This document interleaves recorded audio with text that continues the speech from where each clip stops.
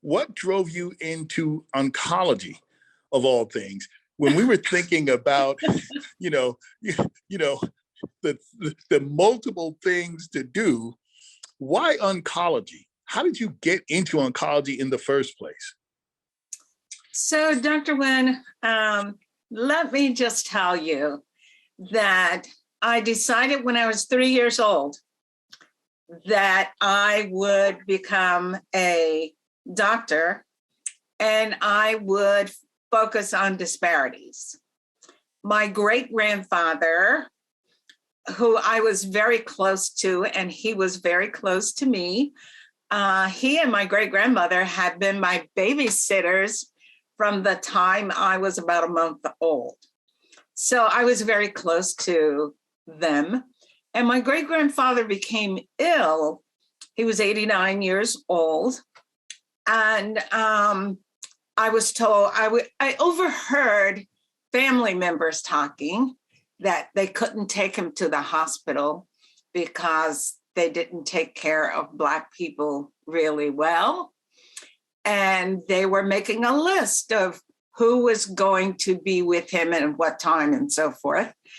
A very elegant gentleman who was an African-American physician came by the house for a house call. And I thought his Black bag and that he was so elegant. And when he left, I told my great-grandfather, Pa, when I grow up, I'm going to be a doctor. I'll make sure you get good care. And he patted me on my head and said, baby, you can do whatever you want. You just have to plan. So I went to first grade. We didn't have kindergarten for Black kids. I went to first grade telling my teacher that I was coming to school so I could be a doctor. Move forward a few years, St. Jude was built in Memphis. And after my sophomore year in high school, there was a National Cancer Foundation, a National Science Foundation program for Black kids. And I was selected for that program. And I decided then that I would become a cancer doctor. I was so impressed with St. Jude.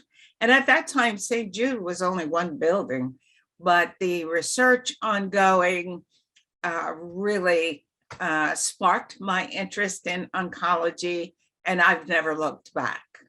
I love oncology research. I love taking care of cancer patients, the teaching for medical students and residents and fellows. I enjoy it all. And of course, working with the National Cancer Institute. And last week, I was at the White House with President Biden outlining his reimagined cancer moonshot, and the report from the President's Cancer Panel, which I'm a part of, was released. So I wake up every morning thinking about what I can do in cancer research, cancer delivery, cancer healthcare delivery, and what I can do for my patients. So I'm going to have one follow-up question, then I'm going to turn it over to John. But my follow-up question is, as I'm thinking back to the time when you were thinking about being an oncologist or being a doctor, there weren't many Blacks, but there weren't many Black women. Where did you get that inspiration from, and who were your role models? Because that had to be one of those things in which it took probably more than courage to say, I can do this. Well, yes, there were not many Black physicians, but I was mentored, Rob, by lots of people. And there was a woman doctor in my hometown, which is near Memphis, encouraged me to go into medicine. She was my doctor. and was white. But she and I talked, and she recognized that I was okay and that I would accomplish my goals. And later, I had not had contact with her for a few years. And I was referred a patient from Tennessee. And it was my doctor. So I reminded her of our visits when I was a kid. And she says, you know, I knew you would do well. And the patient she was sending was a patient with colorectal cancer who was looking for a clinical trial. And obviously my name had come up as a researcher for colorectal cancer. Wow, that's fantastic. So I did not have a Black woman doctor at that time, but later in my career, I had mentorship from many women, many Blacks, including Dr. LaSalle LaFall. I never attended Howard. However, I met Dr. LaFall at a national medical meeting, National Medical Association meeting. So he was a great mentor for me. Dr. Lou Sullivan. I never trained with Dr. Sullivan formally, but I gave an abstract presentation at the National Medical Association after completion of my internship. So the summer that I started residency, and I was giving my presentation orally, and Dr. Sullivan walked in the back of the room. Dr. Cobb, who was the panel director for the residents, my topic was multiple myeloma without a protein spike. And I was halfway through my presentation, and Dr. Cobb said, and just look who has come in the room, Dr. Lewis Sullivan. And he asked Dr. Sullivan after I finished to comment. And Dr. Sullivan gave some really nice comments.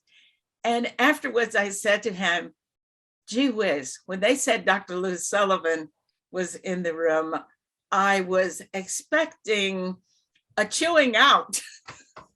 And Dr. Sullivan and I have kept in touch over the years. He was my Grand Round speaker at Jefferson for Black History Month a couple of years ago. And when I was president of the National Medical Association, I called him to ask for a special presentation. He said, Edith, you know, I'm up in age now and I've quit doing these programs. I said, oh, he says, but for you, I will always come. So I've been mentored by many people, Blacks, whites. In fact, at MCV, and you know, when MCV comes to mind, sometimes I say VCU now, but it was MCV back then. Dr. Nancy McWilliams was a pediatric hematologist. She is deceased now, but Dr. McWilliams really took me under her arms, taught me clinical hematology and oncology, as well as general medicine, and just being a person, a doctor. Dr. Nancy McWilliams, you may look her up in the records, but she is one of my sheroes, and she helped me a lot. So I was very interested in meeting people, and therefore I had mentors who were white, who were Black, who were women, who were men, And I just appreciate all of them and how they helped me. So, Dr. Mitchell, we've had the opportunity to talk over more than one dinner about growing up in Tennessee. So what would you tell the young woman from Brownsville, Tennessee now to become as successful as you have been? So, Dr. Stewart, I talk with people from Brownsville. I am back there several times per year, even despite COVID. And I tell them to set your goals, know what you're looking for, and be specific about designing that pathway so that you've got options, you're meeting people, and therefore affecting your plan. So everybody, if you're going to be successful, some people are lucky, but most people have to plan. And I tell them to do that all the time. I work with students from Tennessee State University, the Levi Watkins Institute, and I am pleased to say I was selected to be the chair of the board of that institute. So I'm working with Tennessee kids frequently and on different levels. Some in Brownsville, which is a small town, but a small town that really has contributed to the growth and success of many people. I was actually, John, giving a lecture at Vanderbilt once and was going to be in town for just one day. So I asked the supporter of the program if I could invite just a couple of people in the city who were successful and who I know. So I think I had about 5 people from Brownsville, all physicians. No, one was a PhD. And my colleague at Vanderbilt asked, how can a little town like that have so many successful people? And we all gave the same reply, that we just needed to get out of town. So therefore, it was making a plan, having a plan. And all of us had similar type plans that we needed to leave the farm. Yes, I grew up on a farm, and get out of town. But all of us come back there frequently. So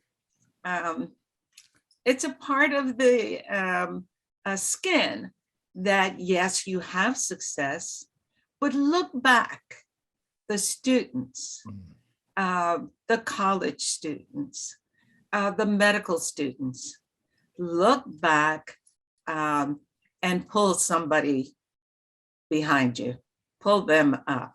So it's always a pleasure for me to look at our pipeline. And one of the things that I'm doing now with the Accreditation Council for Graduate Medical Education is, how do we work with the pipeline? How do we get residents through their training so that they are successful? It probably is not recognized that more Black residents and fellows leave their training programs before completion. So we've got to get more people out there like you, Dr. Stewart, like you, Dr. Winn, like me, so that we can say that we're affecting change. Do you know that the number of practicing clinicians over the last 3 decades has not changed significantly? The Black ones. It's been about the same, 4.9% one year, 5.0 the next year. So right about 5% of practicing clinicians in this country are Black.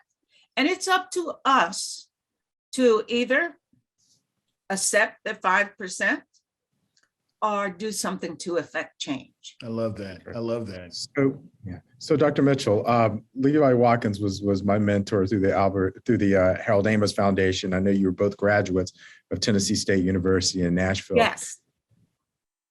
Can you talk to us about the importance of historically Black colleges and universities and making sure that we increase the capacity of the pipeline to improve diversity and inclusion in medicine?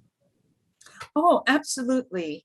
And the historically Black colleges have contributed to approximately 60% of all practicing Black doctors in this country. So in some way, and that's really important. Understand that for a long time, there was only Howard and Meharry for medical school training. Now we have two more colleges, Drew and Morehouse, for medicine. But the undergraduate campuses are contributing to individuals going to medical school at many places. So just like I am a graduate of Tennessee State and went to MCV for medical school, there are lots of medical schools now opening their doors and increasing opportunities for African-American students. But 60% of all practicing clinicians who are Black had some connection with an HBCU. HBCUs now are receiving more funds and resources for research, for graduate studies as well. And therefore, it's very important that we support the HBCUs in making sure that they are thriving and doing well. And, you know, I had the pleasure and the privilege of being the HBCU Alumna of the Year. That was from all of the schools. I think it was 2012, maybe somewhere about there.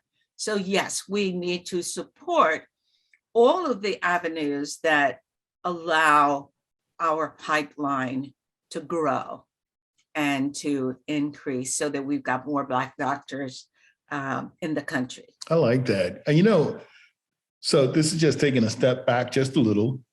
Now we, through this series, and we will continue in the future, well beyond this, to highlight folk as we have this year. We know about Dr. Drew, Charles Drew.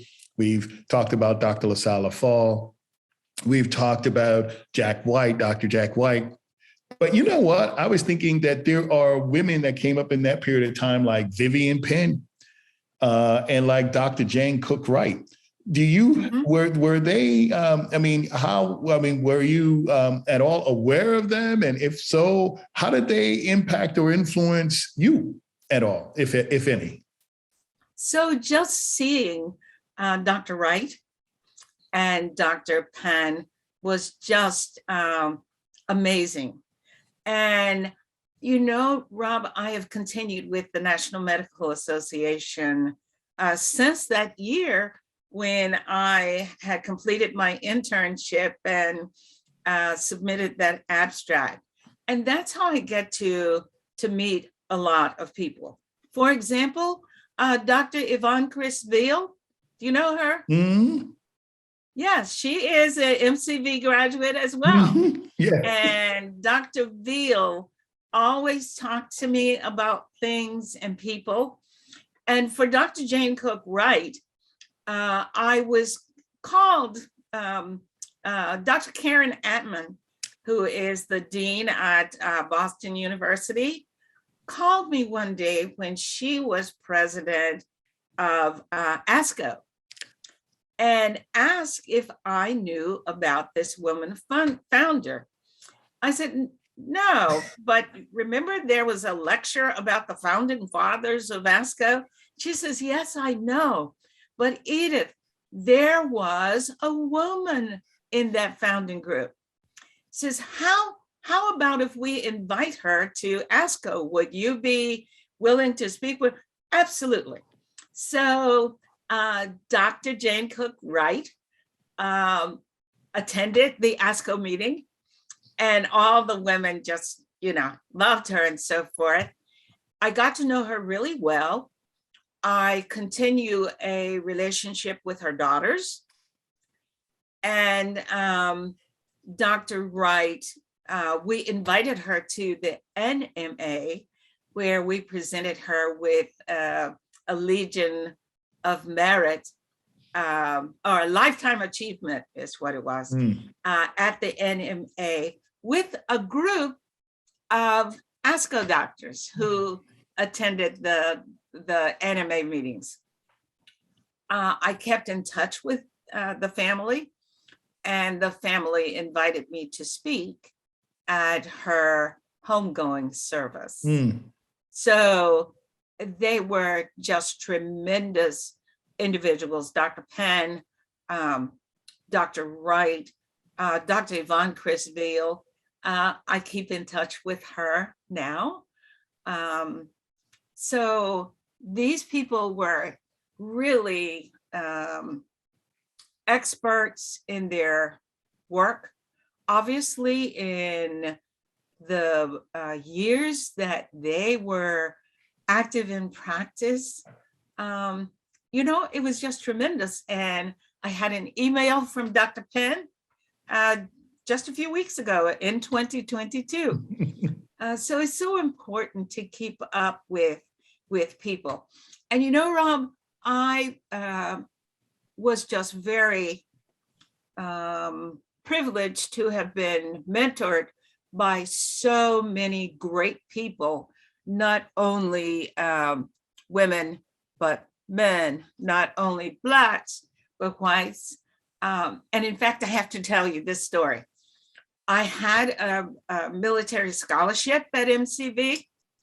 And when I finished, I was supposed to give the Air Force 2 years of service, which I was glad to do. But I became interested in health policy and military medicine. So I had great opportunities with people. So I stayed in the Air Force longer than the 2 years. But as I was getting ready to think about retirement after, more than 20 years, one of my mentors called me in and said, everybody is talking about you being in the group to be evaluated for promotion to general. At that time, I was a colonel. And he said to me, your competition is going to be mainly white men. I said, yes, sir, I know that. But I hadn't decided. So he says, there is one dot you don't have. You've done research, you've done this and you've done that, and you have led people on deployments. He says, but all of the white men are going to have been to flight school. Most people go to flight school in their 20s, right? I was in my 40s with 2 teenage kids. So what did I do? I signed up for flight school. Come on. I finished. I got my flight wings and my certification in aerospace medicine. Very few people know that I am certified in aerospace medicine. But what happened was I was selected. I am the first woman doctor ever to be promoted to brigadier general in the history of the Air Force. And it was interesting. I was giving a lecture someplace and was introduced, and the person in charge of the program introduced me as the first Black woman to become a general in the Air Force, a Black woman doctor. So, I go up and I start talking. I said, thank you for that great introduction. Yes, I was the first Black woman doctor to be promoted to brigadier general. but my genomic test says that I have a percentage of white genes. So I'm the first white woman doctor to be promoted to the rank of brigadier general in the history of the Air Force too. So I'm the first Black woman and I'm the first white woman. After that, I really didn't have to make a talk. I bet that took a minute for them to process. John, we're down to the last couple of questions. I know, John, you have one? Sure. So, you alluded to the fact that you're the brigadier general in the Air Force. How have the leadership lessons that you have learned from your Air Force career been applicable to your career today? Dr. Stewart, tremendously, the Air Force is not only a good place to work, but it is a great place to learn. I am a graduate of Air War College, which is the strategic planning force in the Air Force. So it's where you learn. And with that, I was with pilots, boomers, admin, all of the people in training for strategic planning at Air War College. So I learned a lot about planning, a lot about bringing people together, influencing people. How do you learn? How do you reach people? And how do you command large groups of people to keep them in the direction that you need them to work? So I learned a lot there. I met people. One was a lecture from General Colin Powell about being a leader. So I learned a lot in the Air Force regarding planning, regarding evaluation, and how to encourage and how to move and motivate people to reach your goals. So it was just a tremendous learning environment that allowed me to plan, to conduct my research. So I had, grants to do cancer research, grants for other research as well. So I've learned to, with the Air Force training, meet people, how to engage people, how to listen, which is one of the important facets of the training. So I love the Air Force.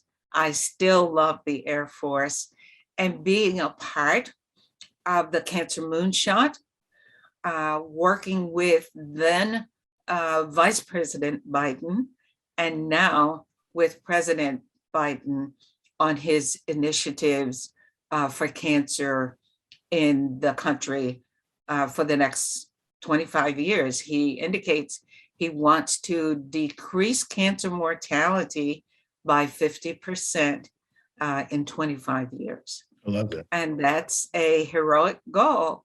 But he and his wife, Dr. Jill Biden, indicated that if we all work together, we can do it.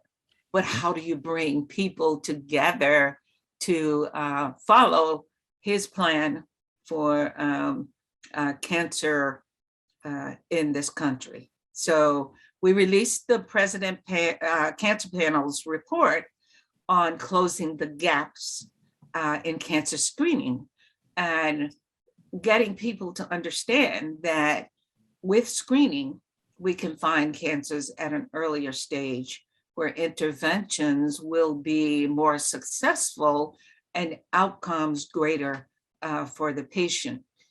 So that's one of the first plans that he outlined. And then there will be others, like increasing access to care. So I can prove to my great grandpa, who hopefully is looking down on me and say, "You go get it, girl." So, So I got a quick question, and I know we're getting to the end, but if you look over since the National Cancer Act of 1971, over the last 51 years or so. no, 50 years. 50 We years. celebrated it We celebrated December last year. 23rd, 2021. But from 1971 to 2022, what has been, in your assessment, two-part question, the biggest advancement in cancer? And as you look towards the future, what do you predict will be the next big thing or the biggest advancement of how we actually make progress on this battle against cancer? So again, 50 plus years, what's been your number one? This was the major advancement. So the major advancement was expanding the national programs in cancer. So for example, the National Cancer Institute director was given additional responsibilities and efforts and privileges. There was the establishment of the National Cancer Program with the cancer designated centers, as your center in Richmond and mine in Philadelphia, and 71 cancer institutes around the country, the designated cancer centers, so that there's education, research, and training, availability of cancer treatment, new treatment endeavors, development of therapeutic interventions, screening and diagnostic interventions, the SEER database, so that we've got a recording and we can use that information collected over the years for cancer research. And of course, the poet James Baldwin said, know from whence you came. And if you know from whence you came, there is no limit to where you can go. So it's pulling all of those things together. I don't think there was one individual entity that allowed for the great development in studies for patients and the decline in cancer mortality over the years. So I think all of those things, including the collection of data. We started collecting data, first report, 1974, showing that there were differences and disparities between whites and blacks.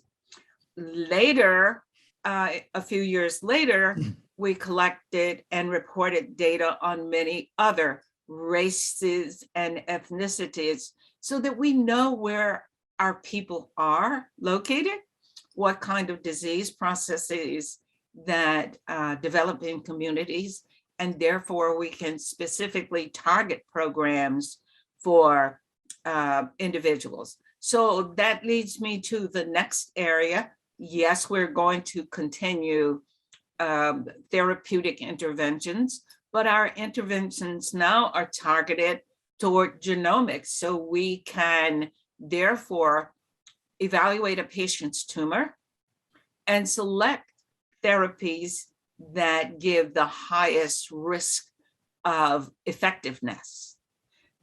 So I think more of that will continue.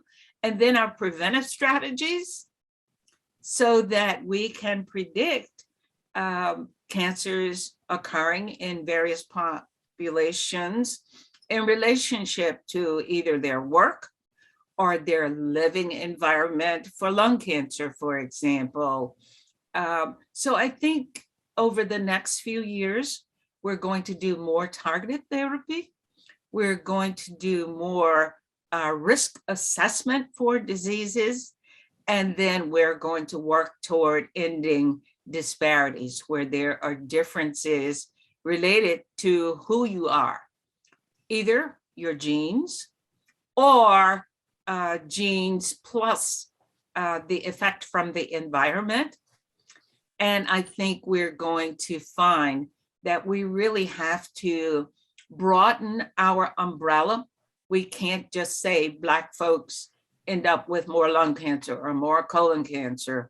We're going to expand our umbrella so that we can predict disease processes in people that might be influenced by the environment, and therefore be more specific in our diagnostic plans, our prevention plans, and we're going to see the individual, I won't say the patient, the individual, from prevention, early diagnosis and treatment, survivorship, and living a life after treatment for cancer. Thank you so much. And then Dr. Stewart, you have the last question, sir. Sure. So Dr. Mitchell, thank you so much for all of the contributions that you have made. So talk to us about what's on the horizon for you. Oh, Dr. Stewart. I don't know. I will continue to do the things that I'm doing. I'm working a lot now with students, and I will decide at some point that I'll maybe go golfing every day and retire or write my cookbook. I'm a foodie. Yes. And I was taught to cook by my great-grandparents first, and then others. So one of these days I will write my cookbook and so forth. So I haven't planned when, but those are things that are on the horizon for me. Great. Thank you so much. Thank you. Thank you. Thank you. And thanks for this opportunity today to speak with you. We always have such fun at meetings in the past where we can go to restaurants and talk together. But I think that someday, hopefully in the near future, we will be able to adapt, have fewer people dying as a result of COVID, and where we can perhaps have this conversation in person. I know that's right. I'm still going back to the last time we were together, which was in Fisherman's Wharf in San Francisco when we had dinner. But, Yes. So looking forward to it. So Dr. Mitchell, thank you so much. The next steps for us is that we will get this piece together.